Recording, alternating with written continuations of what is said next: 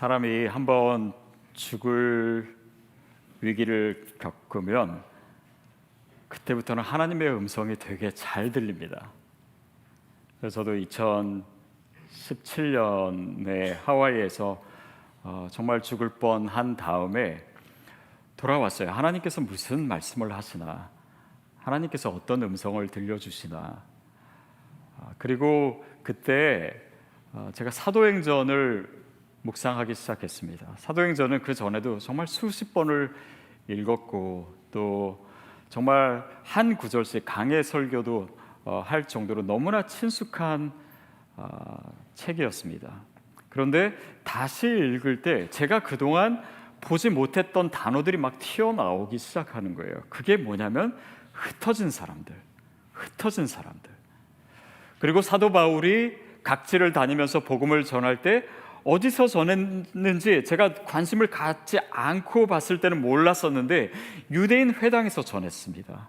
그러니까 거기에 흩어졌던 사람들, 흩어진 디아스포라 유대인들이 와서 사도 바울의 복음을 들었습니다. 그리고 그들로 인해서 복음이 확산된 것이 사도행전의 역사예요. 다시 말하면 사도행전은 디아스포라 선교의 역사였습니다. 그것이 막 느껴지면서 또 보이고 제 영혼을 자극하고 그러면서 하나님께서 내 삶을 통해서 지금 말씀하고 계시는구나, 또 내 삶에 하나님께서 어떤 변화를 예비해 두셨구나라고 하는 것을 많이 느끼게 되었습니다.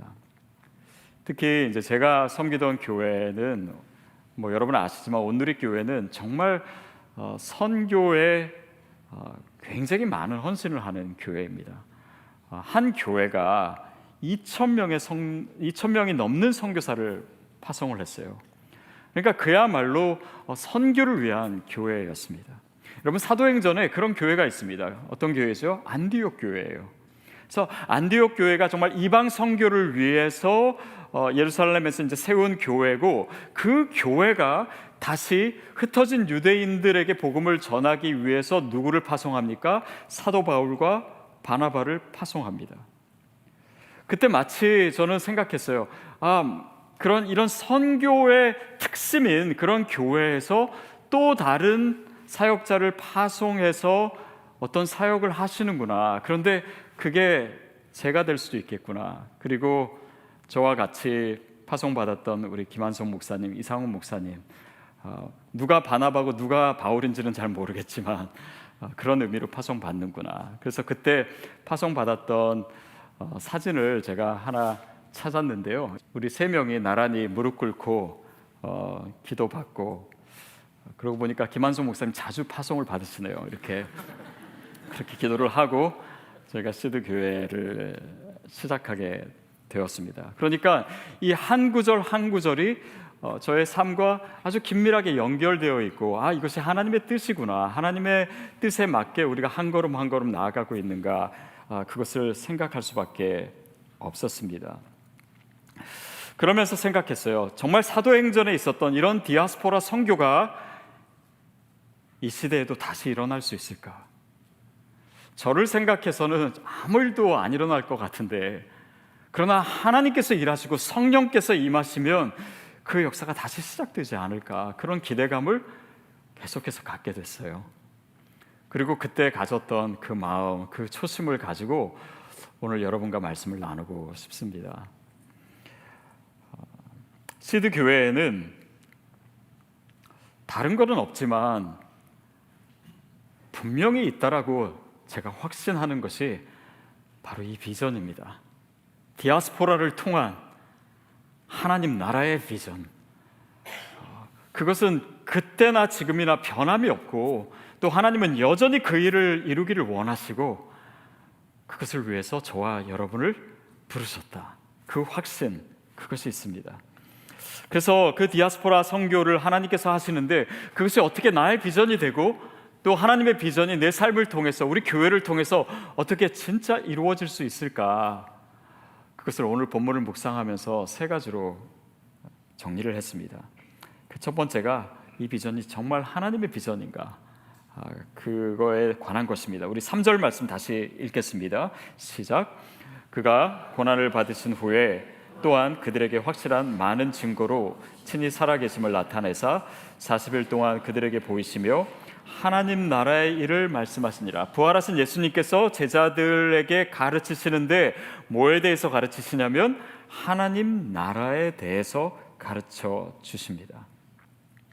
근데 그렇게 가르침을 받은 제자들은요, 예수님께 또 질문합니다. 그런데 하나님 나라 다 좋은데 이스라엘 나라를 회복하심이 언제입니까? 그러니까 그들의 관심은 여전히 자기 자신에게 있고 또 이스라엘 나라에 있는 것이에요. 하나님의 나라의 비전은 단지 나에게 국한되지 않고 어떤 특정한 교회에 있지 않고 이 나라를 훨씬 더 넘어선 하나님의 꿈과 하나님의 비전이 있는데 우리의 시선이 그렇게 머물러 있을 때가 많습니다. 저 자신도 저의 사역, 제가 섬기는 교회, 저의 인생 여기에 되게 집중되어 있었던 것 같아요. 근데 하나님이 그것을 깨기를 원하셨던 것입니다. 여러분, 우리의 삶에도 마찬가지예요. 우리의 신앙과 하나님이 주신 꿈이 그저 내 삶과 내 가정과 아니면 기껏해야 내가 섬기는 교회에 머무르는 것을 주님이 원치 않으십니다. 왜냐하면 그렇게 되면 하나님의 음성이 들리지 않아요. 하나님의 나라가 내 삶과 상관이 없는 것이 됩니다. 그래서 그것을 내려놓는 만큼 하나님의 음성이 더욱더 확실해지고 하나님의 뜻이 무엇이고 하나님이 무엇을 위해서 나를 여기에 두셨으며 내 삶을 어떻게 인도하기를 원하시는지가 점점 더 분명해지기 시작합니다. 그래야 교회가 교회될 수 있어요.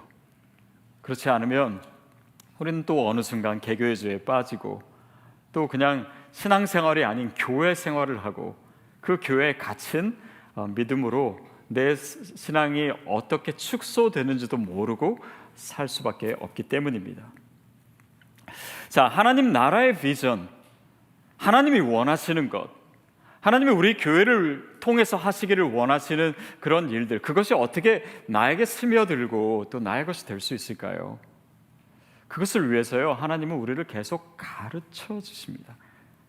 가르쳐 주세요. 마치 예수님께서 제자들에게 계속해서 하나님 나라의 일을 말씀하셨듯이. 그러고 보면은 저의 삶에도 하나님께서 계속해서 가르쳐 주신 것들이 있었구나라고 하는 것을 생각하게 됩니다. 한국의 횃불 선교재단이라고 하는 곳에서 한 10여 년 전부터 디아스포라 대회를 열었습니다. 몇천 명이 모이고 정말 전 세계에서 디아스포라들이 다 모이는 그런 집회예요. 근데 그 집회에 제가 1회 때 참여했었고 2회 때 제가 강사로 가서 설교를 했고 그 다음부터 10회 계속 그 대회를 마무리할 때까지 계속 제가 강사로 갔습니다. 그래서 저는 제가 강의를 잘해서 저를 불렀다고 생각했어요. 근데 지금 와서 생각해 보니까 하나님이 저를 그 자리에 두신 거예요. 왜냐하면 강사로 안 부르면 저는 안 갈 테니까. 그래서 거기서 계속해서 3박 4일을 있으면서 듣게 하신 것입니다. 디아스포라의 선교의 비전을 듣게 하시고 계속 제 삶의 그 DNA를 쌓아두게 하시고 그래서 저를 가르쳐 주셨던 거예요. 그리고 어느 순간 하나님의 때가 되니까 그 안에 잠자고 있었던 DNA가 깨어나기 시작한 것이 아닌가 싶습니다. 저는 영국에서 2군데의 한인교회를 섬겼습니다. 이민교회가 이런 것이구나. 사실은 미국보다 영국의 이민교회가 훨씬 더 힘들고 어렵거든요. 그래서 교회를 배우게 되고 미국에 와서도 이제 목회를 시작했는데 제가 온누리교회 미주 지역의 디렉터로 있었기 때문에 미주에 있는 13개 교회를 계속해서 자주 가게 됐습니다. 그 교회가 특별히 문제가 있거나 그러면 가서 같이 해결하고 또 그러면서 직간접적으로 목회를 배우게 되고 그래서 한 사람의 목회자가 경험할 수 있는 것보다 훨씬 더 많은 교회를 하나님이 저에게 가르쳐 주셨어요. 그리고 금년 저의 삶을 봐도요, 하나님께서 여기저기 이렇게 많은 것을 계속 알려주셨습니다. 2월 달에 KDN, Korean Diaspora Network이라고 하는 포럼이 있었습니다. 그 모임에 저는 이렇게 있는 줄은 알았지만 관심 별로 없었었는데 우리 이상훈 목사님이 어느 날 그 컨퍼런스는 디아스포라 선교를 목사님이 늘 생각하고 있으니까 꼭 한번 갔으면 좋겠다. 그래서 가서 이제 참여를 했어요. 거기서 이제 뭐 자기 소개하라고 했을 때 저는 이렇게 뭐 시드 교회에 섬기고 있고 디아스포라 선교를 위해서 목회를 하고 있습니다. 뭐 이렇게 이제 얘기를 했습니다. 그리고 이제 거기 계신 분들과 또 선교사님들, 목회자들과 이제 여러 대화를 나눴는데 대회가 끝나고 그 대회를 주최하신 한 교수님이 저한테 그러더라고요. 이 디아스포라 선교를 그렇게 진지하게 생각하는 사람은 여기서 당신 저밖에 없다고. 그래서 또 진지함이라고 하면 또 제가 늘 진지하기 때문에 그 말도 정말 맞는 것 같았어요.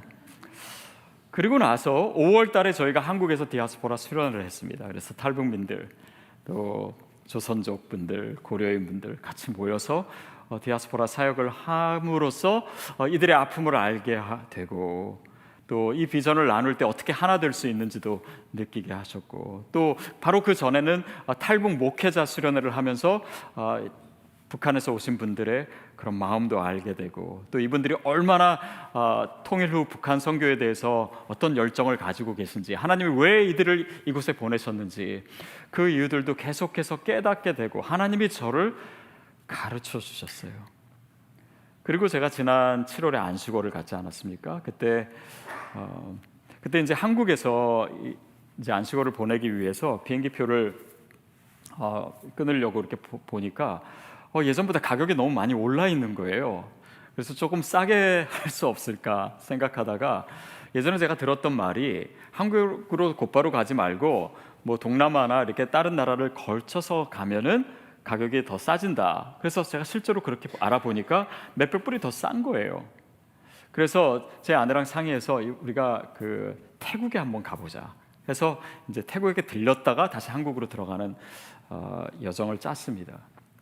근데 그 KDN, 그러니까 코리안 그 다이아스포라 네트워크에서 다음 대회를 위해서 이제 준비하고 또 다음 세대의 디아스포라들이 모이는 모임을 새로 이제 기획을 했는데 저는 이제 그 모임에 사실 갈 생각이 없었습니다. 그런데 그 대회를 어디서 했냐면 태국에서 한다라는 거예요. 그리고 그 모든 일정을 제가 휴가를 보내는 그 일정에 맞춰준다는 거예요. 그러니까 제가 미안해서 안 갈 수가 없어서 거기 갔습니다.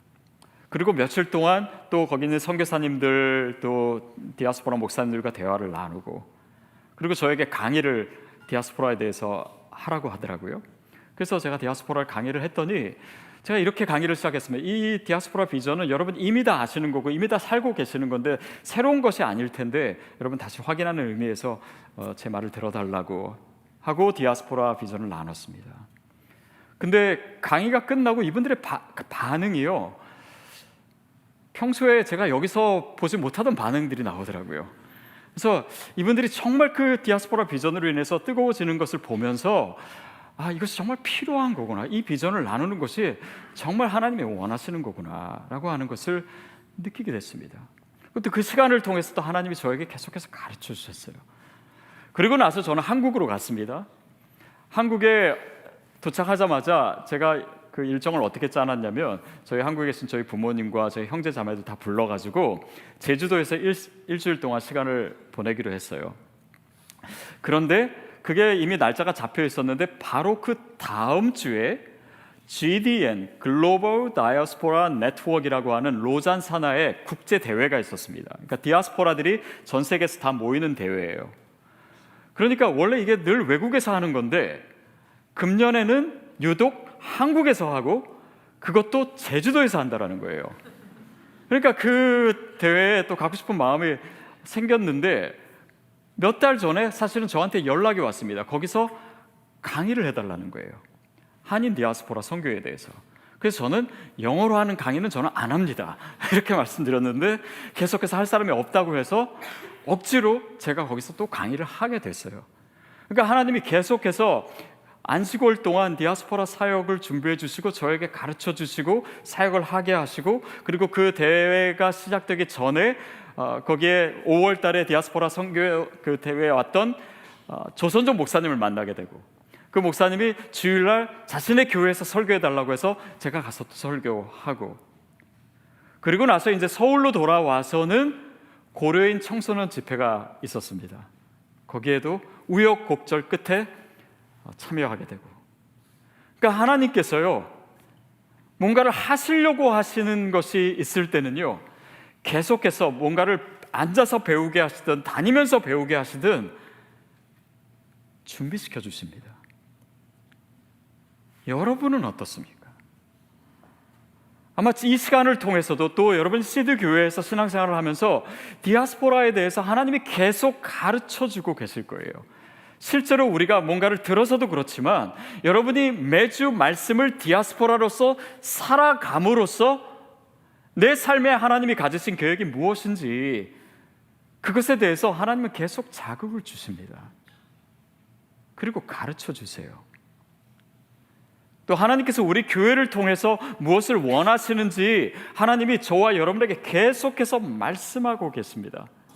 그 과정을 통해서 그 비전이, 그 하나님의 비전이 나의 것이 되고 내 삶에 스며들기 시작하는 것입니다. 두 번째는, 이 비전은 그럼에도 불구하고 내 경험이나 내 힘으로 되는 것이 아니라 오직 성령이 우리에게 임하실 때 이루어지는 것임을 믿습니다. 성령께서 임하시는 거예요. 자, 예루살렘과 온 유대와 사마리아와 땅끝까지를 너희가 내 증인이 될 것이다. 자, 그것을 위해서 마치 예루살렘과 온 유대와 사마리아와 땅끝까지 마치 동심원이 퍼지듯이, 자, 근데 그 동심원의 역동적이고 아름다운 움직임이 어떻게 시작되냐면 위에서 물방울이 하나 떨어져야 되잖아요. 그게 성령이, 오직 성령이 너희에게 임하시면, 성령께서 우리에게 임하심으로 이 사도행전의 역사가, 이 복음의 역사가, 디아스포라 선교의 역사가 시작되는 것입니다. 그래서 성령께서, 하나님의 비전이니까 그 일은 하나님께서 하세요. 성령께서 하십니다. 그래서 예수님이 제자들에게 말씀하십니다. 너희가 예루살렘을 떠나지 말라. 내가 너희에게 약속한 것이 올 때까지 떠나지 말라. 다시 말하면 그들로 모여서 무엇을 하라는 거였어요? 기도하라는 것이었습니다. 그들이 마가의 다락방에 모였습니다. 기도했습니다. 그리고 기도하는 가운데 성령이 임하시고 거기서 그 경험한 성령의 역사의 능력과 힘으로 그들이 흩어지기 시작한 것이 사도행전의 역사이지 않습니까? 시드 교회가 그 기도의 양을 채워가고 있는 중이라고 저는 생각해요. 여러분, 우리가 드리고 있는 예배예요, 여느 예배보다 굉장히 많은 기도가 포함되어 있습니다. 그렇죠? 그리고 그 시간을 통해서 성령께서 우리에게 임하시고 우리가 주님의 음성을 듣고 그분의 능력을 경험하는 시간입니다. 저희 교회가 주중 예배도 없고 또 새벽 예배도 하지 않습니다. 그러나 그렇다고 우리가 기도를 안 하는 것은 아닙니다.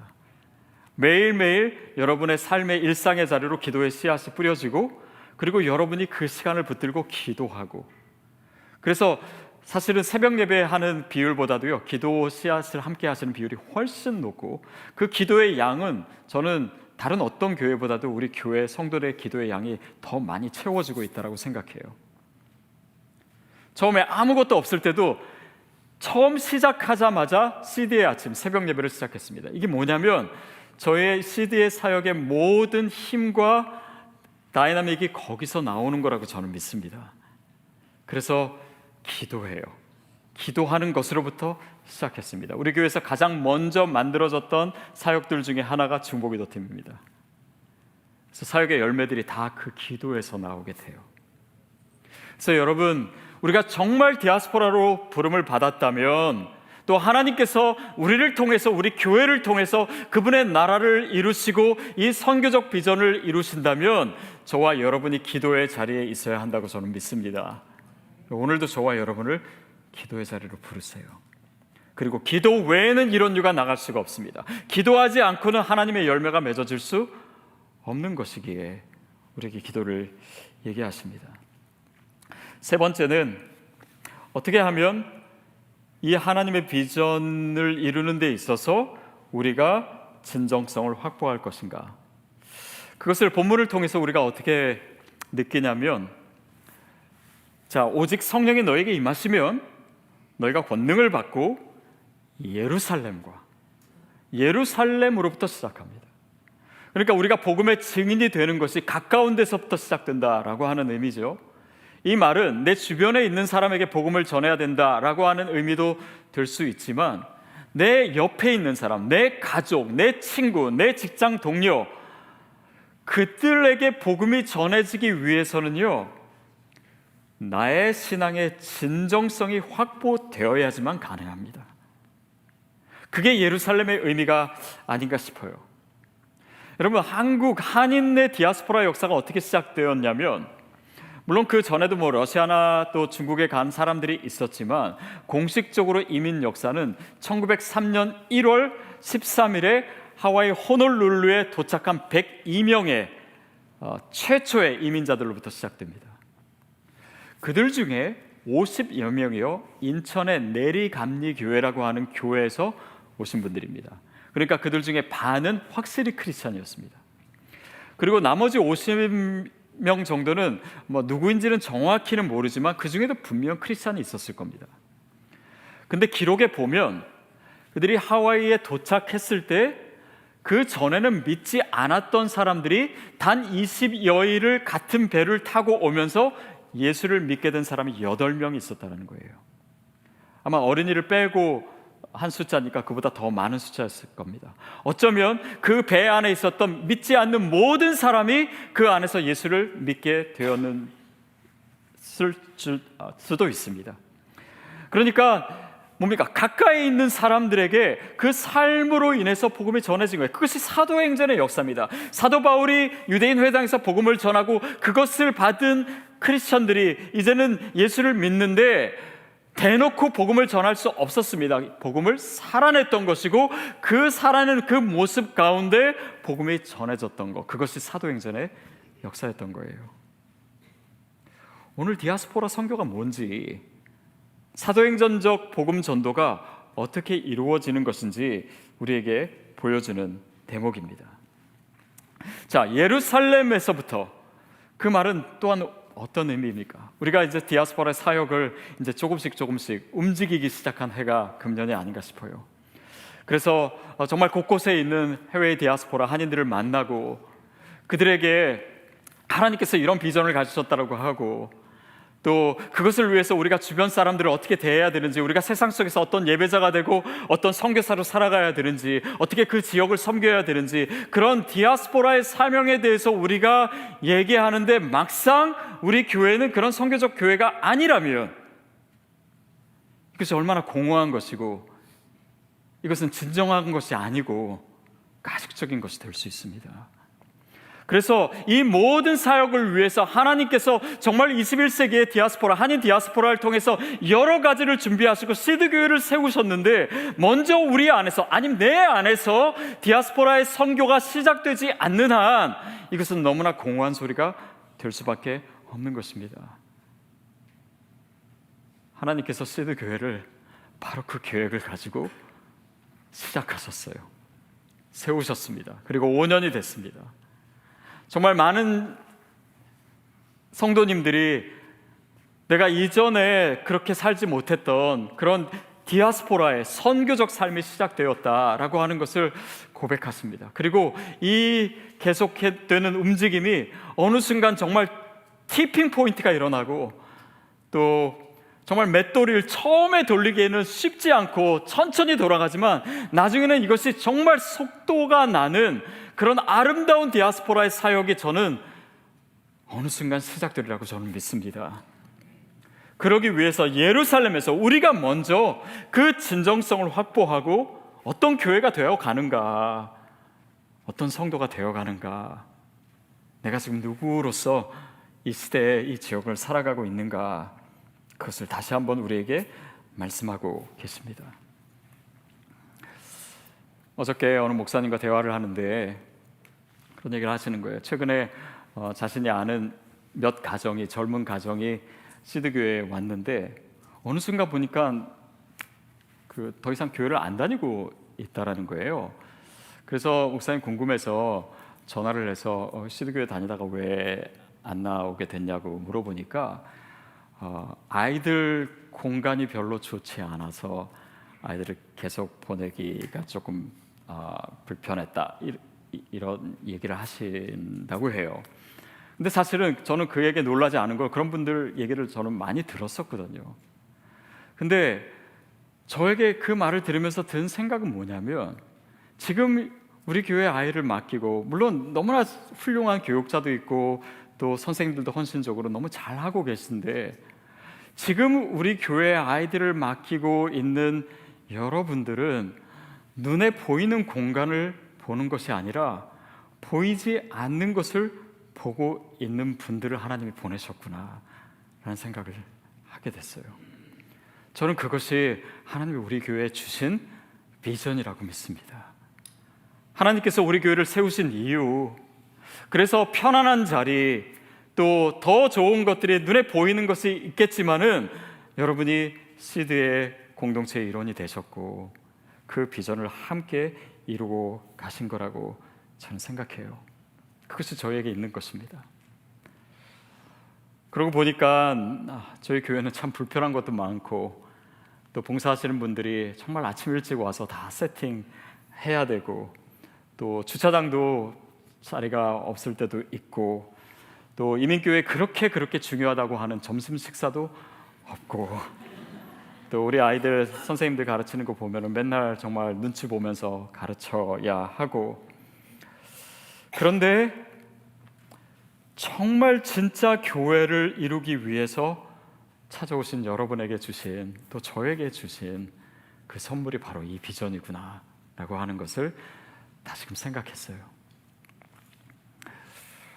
며칠 전에 우리 김한성 목사님과 또 여러 가지 대화를 나눴습니다.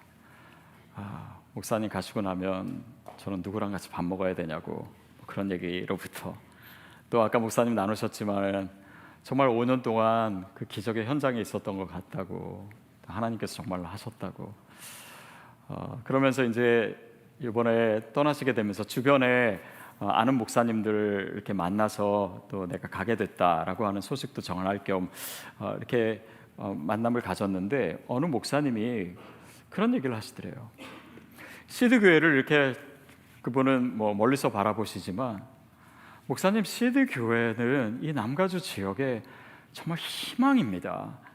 이렇게 얘기를 하셨대요. 희망. 저는 그 말이 이렇게 들렸습니다. 시드 교회만은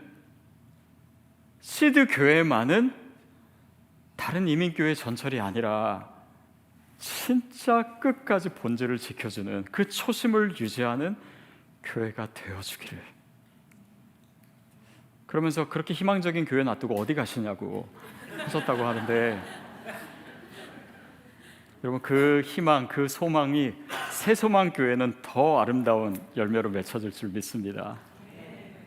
어쩌면 시드 교회는 우리가 다니는 그냥 교회가 아닐 수 있습니다. 하나님께서 정말 아름다운 일들을, 또 21세기에 정말 디아스포라를 통한 하나님의 선교의 비전을 펼치시는데, 그분은 우리 없이도, 시드교회 없이도 얼마든지 아름답고 놀랍게 일하실 거예요. 그런데 만약에 그 일을 위해서 저희 교회를 부르셨다면, 우리를 세워주셨다면, 우리에게는 그것이 정말 큰 영광이고 기쁨이고 가슴 벅찬 비전이 되지 않겠습니까? 그래서 이 교회가, 우리의 시드 교회가 계속해서 그 희망으로 남아있기를 저는 간절히 소망합니다. 그것이 저와 여러분을 통해서 하나님께서 원하시는 일이에요. 그것이 오늘 5주년을 맞이하는 이 시드 교회에 주신, 다시금 허락하시는 그런 소망의 이야기가 아닌가 싶습니다.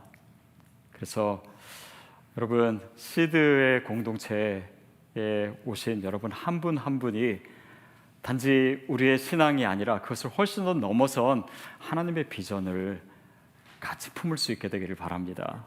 그리고 그 비전을 향해서 우리가 다시금 이 희망찬 경주를 더 힘차게 달려갈 수 있게 되기를 주님의 이름으로 축복합니다.